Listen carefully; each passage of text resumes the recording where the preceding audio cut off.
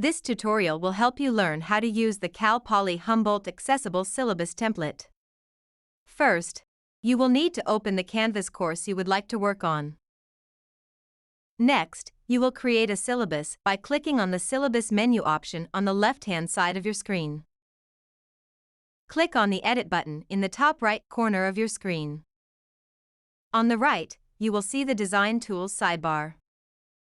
Click on the Create/Edit Content option. Choose Copy Existing Content. Under Institution Templates, select Cal Poly Accessible Syllabus. The template will now be copied onto your page.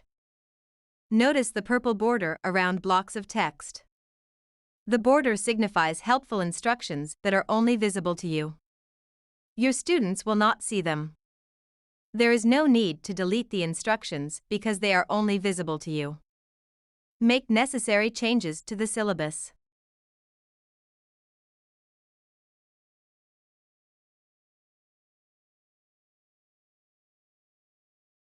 Click Update Syllabus in the lower right-hand corner of your page.